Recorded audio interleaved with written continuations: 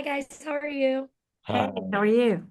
Doing great. To start, I wanted to ask you guys, when especially in a show like this where we're seeing both the real life woman who's been affected and also the detective side of this, what for you was the biggest, like, you're the thing you wanted to make sure that this duo of detectives had? Because every kind of duo that we get to see on TV always has like a certain kind of back and forth. And I want to know what you guys kind of wanted for yours. What did again? I think it was in the writing. I don't think we made it like, oh, my character Hmm. represents this and this. It just naturally, organically happened from the writing, and I think through casting and the material, we kind of found a groove, and we would play with that. Yeah, I didn't really think about other detective duos. I didn't Yeah. really think about anything to sort of try to put in, or I think they cast, a certain person with each of us, and they imagined and sort of conceived the chemistry that would happen. And I've been on the force a longer time. He was more in the learning phase, or he stood to learn more from me. I was very cavalier and swaggering and irreverent and humorous at sometimes.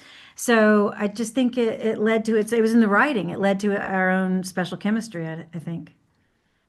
When I always like to ask this when it's an adaptation, did you guys interact with the book prior to being cast, or did you kind of separate yourselves from it and focus on just what the scripts were had for you guys?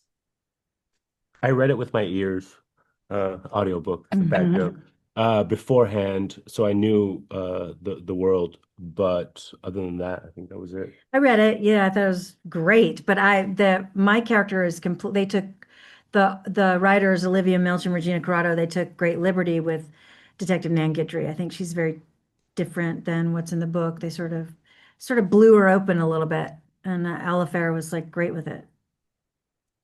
Well, I love that. And with this show, I think I like the mystery of it because even if we saw who the killer was right out the gate, I think it'd be an interesting show. But I like that we don't know too. Do you guys like being a part of a murder mystery show, knowing that the audience is going to be sitting there having their theories the entire time? I love it. This show is a juicy thriller, sexy, psychological, born out of dysfunctional relationships and very relatable sisters. But so what it's not is a procedural, but I love a procedural. I love it. And I can never guess the murderer. I always get it wrong. I'm such like the best audience member. But yeah, so I love playing things like this. I love the complicated. I love playing detectives. I've done it a couple times before, once before and once an FBI agent. I love the complicated nature of law enforcement in that way. I think there's a trauma in them usually, from their past, and there's a want to do the right thing that they have, and I think they see a lot of dark things. Mhm. Yeah, absolutely. I think it engages the audience in a great way where you're actually interacting with them because you're making them guess when they're sitting at home. I think it's this. Oh, you're wrong. Let me tell you why.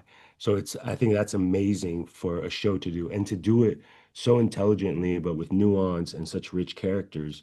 I would watch it myself. Yes. Mm. You're Well, going to watch it. I'm going to watch it. Well, I love the show, and so thank you guys so much for talking with me today. I really appreciate it. Um, Thank you. It's nice talking to you. Thank Have a you. great one. Hi guys, Bye. how are you? Good about yourself. Doing great. To start, you're adapting something, what for you is the biggest challenge of both making something wholly original and your own idea while still honoring the book that came before it? We always feel like you have to be committed to how the story is evolving into its new medium, right? And so you honor it and you feel a care and you're the steward of this material and the people who love it.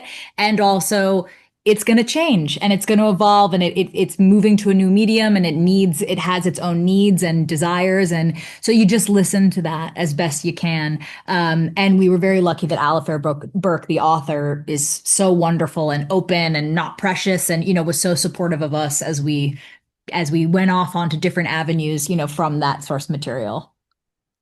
Well, yeah, and I think with this show in particular, if you would have revealed the killer right out the gate, I still think it would have been a very like thrilling show to watch. But I like that we're going on this murder mystery and trying to figure it out.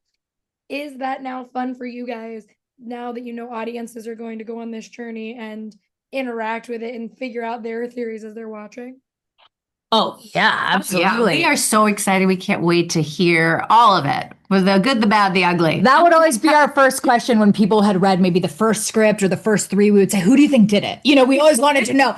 And I think that journey of every episode, you kind of think it's somebody different, and that was again the mystery of the show and the whodunit, along with the emotional mystery of the characters. That was a big motivating structure for us, was as you get to know each of them, you realize, oh, there's reasons why, or there's reasons why not. And to keep that mystery alive as much as the physical clues leading you to who actually did it. Yeah, and one of the meanest things this show does is show the picture of that child, and then Elizabeth Banks is like, they're making him look like a killer. I was like, that's so mean to this child. Like, he looks like a killer. But it is, in one of the other rooms, they said it makes it feel more like a family because it is someone talking about their family in that way. Is it fun for you guys as writers and creatives to find those little instances where we get to see like the family dynamic even through the situation where tensions are so high? Oh, that's the most fun. Yes. It's the most fun to see. Also, for a character like Nikki, who just says the unfiltered truth and she's ripping and tearing and, she's very much present. And that's a great character to write for because she's seeing everything in the room. Absolutely. It's not just what is her version of this. Like she's got when they're ensemble scenes and there's tons of characters, she's got everybody's number. Yeah. But that's also driven by family dynamics too. And I think the family stuff is so rich and fun for us. Well, I think your point is, it's like there's nobody who knows you like family, and there's nobody who can be honest with you like family about, and so we that was important to us, the naming of a lot of stuff that sometimes does go unsaid. And how was it kind of working with New York as a setting? Because I live in New York and the city is either done really, really well and it's like, yeah, that's New York, or you're like, that's Brooklyn. Like you're telling me Manhattan's Brooklyn right now. But like, how was it kind of getting to dig your teeth into New York as a setting for something like this? Absolutely. It was, it's New York is such a big character. I think the show deals a lot with class and the fact that these sisters come from a different class than what Chloe is in now. And so New York is so ripe for that kind of exploration because there's so many different kinds of people inhabiting such a small space.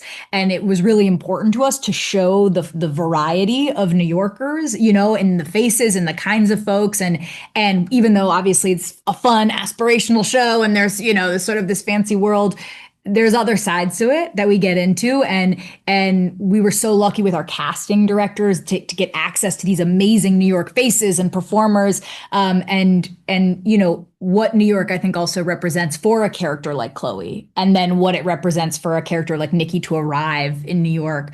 It was hugely important, kind of as a role in the show. It's so great too because she comes and she immediately bonds with the doorman. Yeah, these are my people. Yes. Or the people at the AA meeting. What? Yeah, I was like, talk about a New York staple. That guy is in so many things that are based. Absolutely. Michael Harney, what an amazing actor.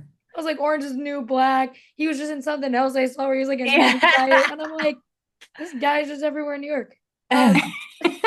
Well, I love the show. For last quick question, I just wanted to ask, what are you most excited about now that it's kind of out of your hands and the world's going to get to see the show?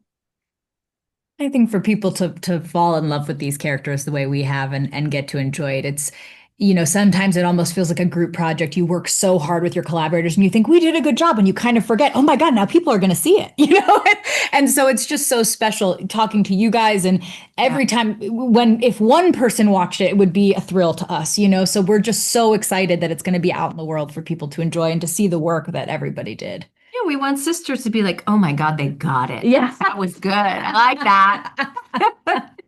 Well, I love the show and I can't wait for everyone else to get to see it. So thank you guys so much for talking with me today. Thank you so much. We so appreciate it. Thank you. Great. Hey guys, how are you? Good. How are Hey. you? Doing great. So to start, I want to ask you guys, I always like figuring out what an actor's process is when it comes to an adaptation. How was it for you guys? Did you engage with the book prior to this, or did you kind of treat them as two separate entities? Well, when I first was doing the audition, I wanted to I did an audiobook of it because I kind of wanted to hear what, just these voices without kind of putting my own spin on it, just sort of hear what other people made of it. And then once I booked it, I was like, I better read this thing. So then I reread it in person, I guess. Yeah.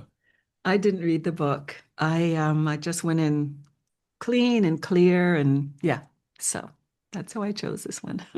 I relied on Gloria to read the book, but then she didn't read it, and then so Should have copied off mine. I should have got the audiobook. Max didn't give me the tip, so here I am. On Audible if you need it. Thank you. I'm gonna listen to it.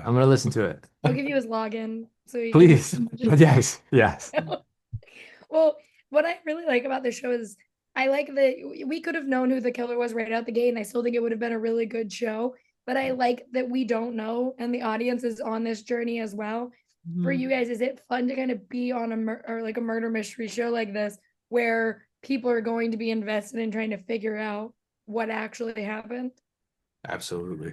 It was so fun getting to while we were shooting it. I didn't even really I mean, I was familiar, but it was still, everything kept me guessing, and every twist and turn just it sent me off in a totally different thought process, and it was just so much fun getting to figure it out while we were doing it, and I think people are going to really eat it up when it premieres. Yeah, exactly.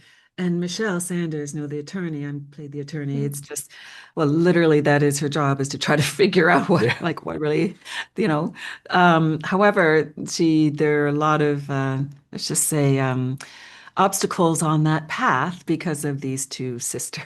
There's a certain point where Michelle just consistently is like, you got to tell me everything, got to tell me everything, got to tell me everything. And there are only so many times you can say that.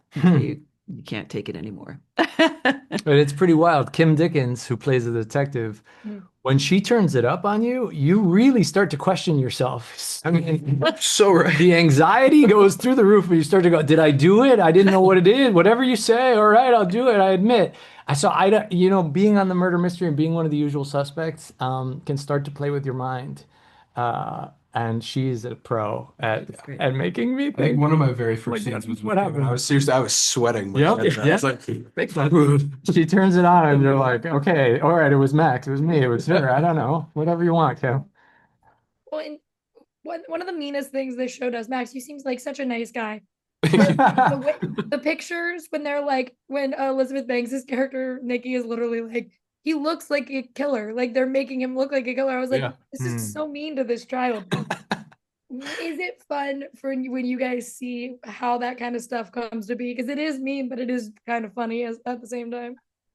I mean, yeah, I'm thinking of the very specific photo, which was so fun. We took 72 photos, I swear. And each one I did a slightly different eyebrow raise, and it was great to see. Then they pop it in front of me on the computer. I'm like, this is awesome. It's really fun to see how all that kind of processes out.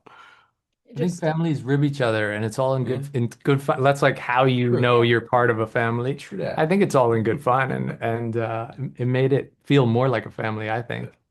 I agree. I loved the show a lot, and so thank you guys so much for talking with me today. I really appreciate it. Thank you. Thank you very much. Thank you guys. Have a great one.